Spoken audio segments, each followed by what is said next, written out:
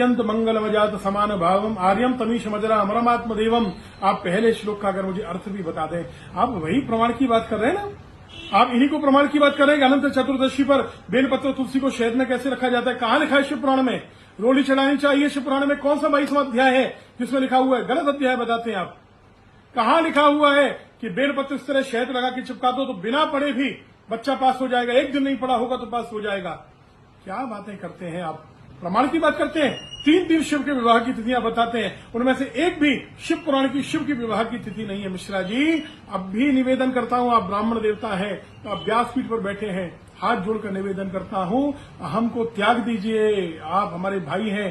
आइए श्री में ब्रज में जाकर तुरंत उस बात का जवाब देता कि ब्रह्म वैवर्त पुराण के 174 नंबर पेज पर ये सब बातें लिखी हुई हैं। राधा रहस्य में ये बात लिखी हुई है। मैं कहता गौड़िया संप्रदाय के काली पीठ से निकलने वाली पुस्तक में ये बात लिखी, और ये भी नहीं मानना तो ब्रज की जावट गांव जाइए, जहां पर राधा जी का पूरा आनंदमय सुख आपको मालूम पड़ जाएगा कि विवाह का प्रसंग कहां है। आज तो श्री प्रदीप मिश्रा जी ने सारी मर्यादाएं लांग दी।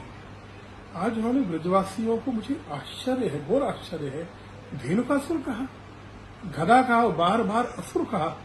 उन ब्रजवासी सेवायतों को जो ठाकुर जी की अंग सेवा करते हैं, वो बरसाना, नंदगांव, गोवर्धन, दाऊजी, गोकुल, महावन, मथुरा, वृंदावन, इनके ठाकुर जी के निज अंग सेवी सेवायतों को इन्होंने बार बार कहा कि ये धेनुकासुर है, धेनुकासुर है।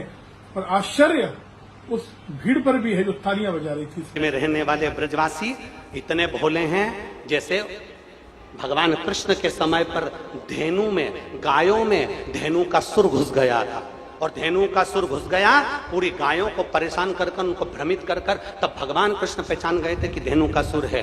कई ऐसे इन ब्रजवासियों को भ्रमित कर रहे हैं क्योंकि ब्रजवासी बड़ा भोला होता है, बड़ा सहज। ठाकुर कहते हैं ब्रजवासी वल्लभ सदा मेरे जीवन प्राण, और उन ठाकुर जी के जीवन प्राणों को, उनको आप धेनुकासुर कहकर संबोधित कर रहे हैं। मिश्रा जी, क्या आप अभी अभी ऐसे हुए या हमेशा से ऐसे ही थे?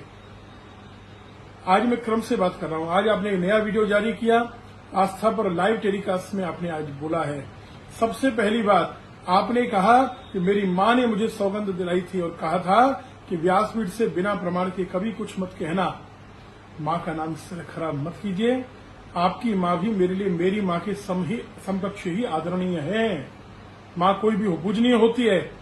मैं आपको, आप प्रमाण की बात कर रहे हैं, मैं शिव पुराण में आप सामने बैठिए, मैं आपको कहता हूं 7 दिन की आपकी कथा में कम से कम 70 अप्रामाणिक बातें जो शिव पुराण में कहीं नहीं लिखी, और आप शिव महापुराण के नाम पर बोलते हैं। अगर मैं सिद्ध न कर दूं तो मैं शिव महापुराण करना छोड़ दूंगा। 70 बातें 7 दिन में।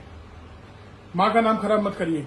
दूसरी बात आपने ब्रजवासियों में फूट डालने का प्रयास किया।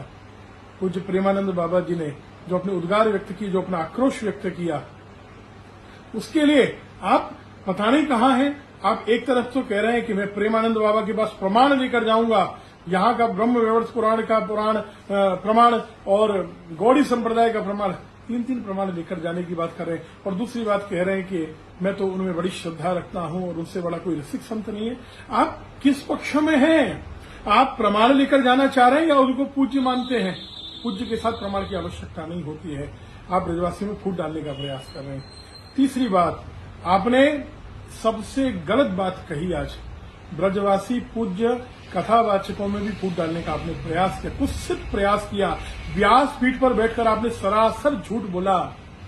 हमारे आदरणीय अनुज, प्रिय अनुज, श्री पुंडरी गोस्वामी जी और श्री संजीव कृष्ण ठाकुर जी, साथ ही हमारे अग्रज आदरणीय श्री कौशिक जी महाराज, अन्य 2 शास्त्रियों को मैं जानता नहीं, इनका नाम लेकर आपने कहा, इस तरह सिद्ध किया कि जैसे इन्होंने आपकी बात का समर्थन किया है और वृंदावन में इन्होंने आमंत्रित किया है कि आप आइए और विद्वानों की एक सभा बुलाकर ये समझौता कराएंगे, बात कराएंगे। क्यों झूठ बोलते हैं? किसी श्री पौंडलिक जी महाराज जी को, गोस्वामी जी को मैं साधुवाद देता हूं, कौशिक जी महाराज जी को मैं साधुवाद देता हूं, संजीव कृष्ण शास्त्री जी को मैं साधुवाद देता हूं, राजीव जी शास्त्री जी को मैं साधुवाद देता हूं, अनूप जी शास्त्री जी को, जिन्होंने वृंदावन से फोन लगाकर कहा गुरुदेव आप जब भी इधर पधारे महाराज जी, अपन सारे विद्वानों की सभा रखेंगे, आप उसमें अपनी बात रखना। और हमारे यहाँ पत्र आया और हमने पत्रों के माध्यम से उनको सूचना दी, हम पहुंचेंगे वहां पर बात करेंगे। भी प्रकार स्वप्न में भी कोई ब्रजवासी नहीं सोच सकता कि आदरणीय श्री पुंडरीक जी और आदरणीय श्री संजीव कृष्ण ठाकुर जी और आदरणीय श्री कौशिक जी महाराज जैसे ब्रजनिष्ठ और खाटी ब्रजवासी, ये खाटी ब्रजवासी हैं। कौशिक जी भी आगरा से हैं, आगरा भी ब्रज में ही आता है। ऐसे ब्रजवासी जन अपनी आराध्या श्री राधा रानी के अपमान करने वालों का समर्थन करेंगे? किस